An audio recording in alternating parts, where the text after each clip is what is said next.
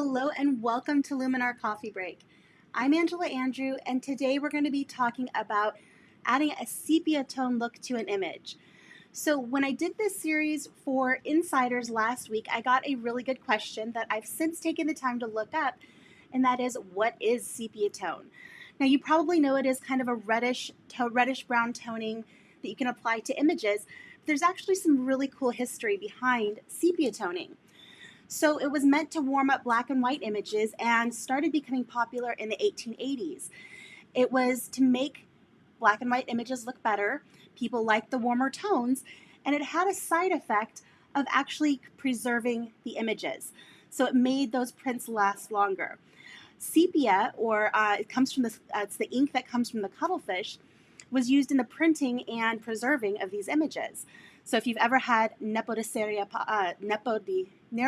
pasta, sorry, I said that wrong, Nero di Sepia, that's the ink of the cuttlefish, and that's what was originally used in sepia toning photos. So it's pretty cool. If you take some time to look up on the internet and get some of the history, there's a lot of really cool stuff there. Typically we see it as shades of brown or sometimes a reddish brown, and it's still a really popular procedure to use on making a vintagey looking image, which is what we're going to do today. So let me share my screen and we'll go ahead and get started. So this is an image that I created using one of Ev Chabatarab's images from Japan. Really, really cool little pagoda here, some really neat writing here on this wall, and I thought that a sepia tone really fit this image well. So let me show you the before. There's the before. And then here's the after. So we straightened some things up and we just brought out some of those neat textures and warmed it up with that sepia tone. So I'm going to right click on the image, go to my adjustments and revert this to the original. And I want to say hello to Harry, Joseph, and Soldier for Christ. Glad you guys are all able to join us today. Soldier for Christ says, I have a few ancestral photos processed this way from the late 1800s, and they are pretty clear still today. That is awesome. And I guess that really speaks to the preservation that ink and that process has. So that is really cool to know. Thanks for sharing that. Okay, so we're going to take this image and go straight over into our Edit tab and up to the top, and we're going to begin with our Enhance AI. And this is going to pull down the highlights a little bit, pull up the shadows, just kind of balance out our tones. You'll see it's bringing out some of the detail here on this wall behind the pagoda, which I really like. So I'm going to bring that up pretty high, and then I'm going to go to my Composition AI. Now this image obviously needs to be straightened out, so let's first level it and then use our upright tool. And this does take a moment to process, but that does a really good job of straightening out the lines. Now if you notice, we've got a lot of negative space over here on the right that doesn't really add to our story, so I'm going to go ahead and just get rid of that by cropping this to a 4:5 aspect ratio. And that works really well to bring us in and really keep us here where the most interesting aspects are of the image. So I'll hit return on my keyboard to go ahead and commit that crop. Hey Pat, so glad you're able to join us today. Okay, from here let's go down to our structure and let's bring this up quite a bit and just add some really great detail and contrast to this image. And you're going to need that when we go ahead and start doing the toning. From here, what we're going to do is go to our black and white and convert it to a black and white. Now, as I said, a sepia tone is a toning of a black and white image to make the tones warmer and more pleasing. To do that in Luminar, to do that digitally, we're going to go down to our toning tool. And the cool thing with this tool is you're not just limited to those reddish browns. You have a host of colors that you can choose from, and you can tone your image very creatively. Today we're going to stick with the traditional sepia tones, those reddish browns. So I'm going to start here with my shadows and pull that saturation up. You'll see here on the hue slider, I'm right here at those kind of magenta reds. We can go ahead and move that to the right to make those a little bit more of a reddish brown. And I think right about there looks pretty good. And then I'll go to my highlights and I'll do the same thing. If you want to be really precise, you can take a look at the numbers. Like we're at the hue of 22, you can set that by just going and bringing up your saturation over here. And then going to the hue slider, you can actually double click on that and type in 22 if you want, and that'll give you the exact same tones.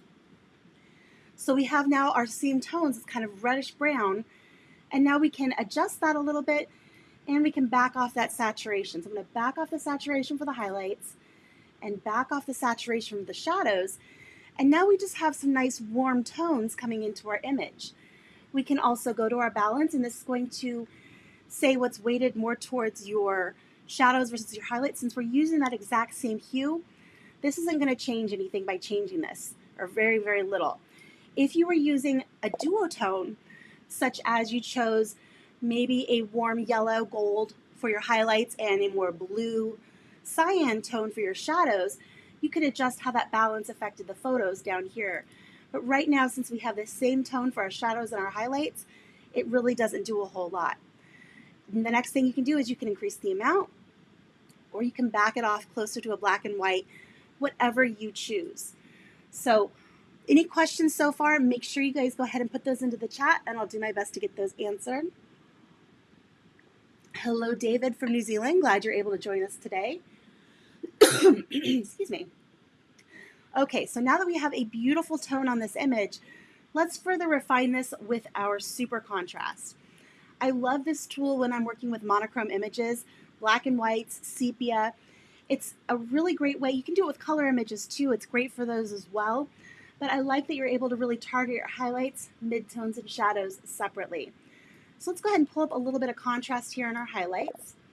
Adjust that balance. And what I like to do usually is just kind of pull this back and forth to see what I like. And I actually like that pulled down to the left. You'll see it brightened up some of the detail through here and on the front of the pagoda. I think that looks great. Hello, Baljinder. Go ahead and let me know in the chat what your question is.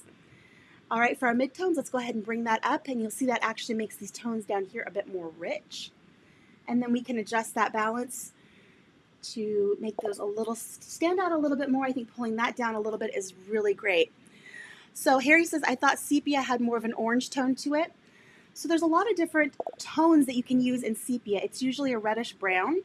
And if you don't like the tones that I chose, like this one is a little bit more reddish, you can always go back up to toning and adjust that hue. So let's start here with our shadows, and we can adjust that down a little bit more, make it a little bit more brown. Pull it back up. I think to the right there is good. And we can do the same with our highlights and pull that up a little bit too. And then maybe increase the saturation. It's really up to you where you want to take it. For me, it's I make that choice based on the image that I'm working with and what I think really works well for that particular image. There's no one correct setting. So it's really up to you where you want to have that. I tend to like it a little bit more reddish, but you can go a little bit warmer if you like. All right, there's a question here. I recently texted you on Mighty Networks. My question was, the bokeh features great on humans, but it didn't work on any other subjects. So that is a good point. So the tool is called Portrait Bokeh AI, and it only works on human portraits at this time. I know that there's a lot of people who are hoping it would work on other subjects as well, and it may in the future, but for right now, the first iteration of this tool is Portrait Bokeh AI, and it is specifically human aware and meant to work on people. So thank you for bringing that up. Next week here on YouTube, Vanelli's going to be doing a series of sessions on Coffee Break on how to use Portrait Bokeh AI and how to get to know the basic and the advanced controls and really help them make your portrait images come to life. All right, David says, if I wanted to keep some sky color or foliage but toned it down, what do I suggest? Well, that's a really good question. So you can always hear with the toning tool, there is the local masking. So you can, for instance, grab a brush, make this erase. Let's pull that opacity down a bit and make our brush a bit bigger.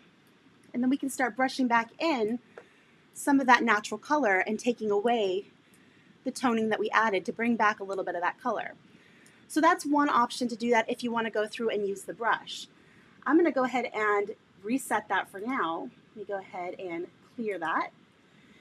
And let's see here, then I want to invert that. Give it a second. There we go. Invert and bring back our sepia tone. What you can also do, if you don't like it quite so heavy, don't forget that we have this overall amount slider down here at the bottom. You can grab that and pull that back and pull back some of that natural color so you have a hint of that sepia, but you don't have it quite so strong.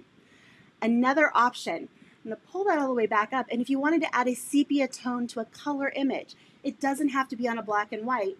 You would just skip the black and white toning here, turn that off, And then we've added those warm tones to the color image. So that's another option for you if you wanted to go that route. All right. Sounds good. Let's take a look here, seeing if there's any other questions. Well, Jenna, I'm glad that you're having fun working with the Portrait Bokeh AI and that you're enjoying it. Good to know. All right, so let's go ahead and jump back down to our super contrast and finish this up down here. I'm going to add a little bit more contrast to my shadows. And you'll see that's actually kind of flattening things out down here at the bottom.